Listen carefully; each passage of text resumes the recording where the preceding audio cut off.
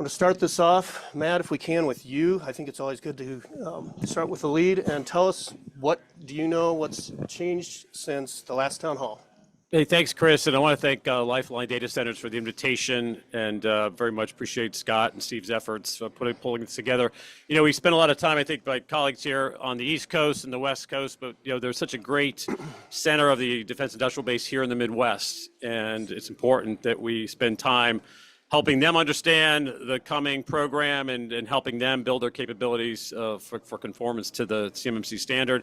I grew up about 90 miles down the road, so I'm especially appreciative of the invitation to come out here. And you know, the CMMC program has not moved at the same speed that we see out here on the track today.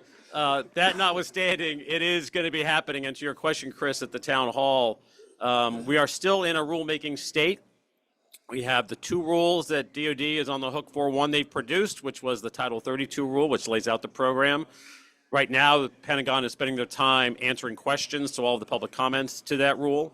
We're still waiting on the Title 48 rule, and not to get too arcane into the Code of Federal Regulations, but this is part of the rule, or the rule that'll deal with the procurement and contractual elements of the program, how contracting officers can and will implement CMMC into Pentagon contracts.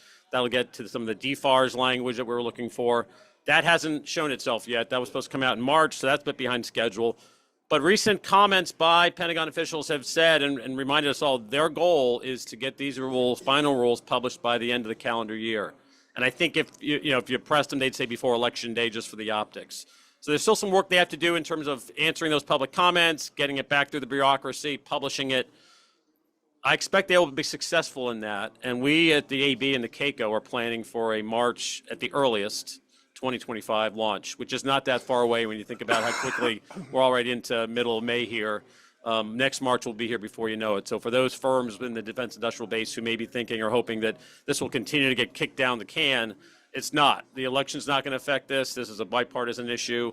It's really just the administrative procedures we need to get through to get this program up and running. And we're excited to do that. We're excited to be in Indiana and really spread the news of not only what the requirement is going to be, but the help that is out there. And while we don't endorse any of our partners on the panel here, there is help out there, and this is not a program that you can do by yourself. So take advantage of the help that's out there and the expertise, and I look forward to hearing opinions from some of that expertise here this morning. So thanks, Chris.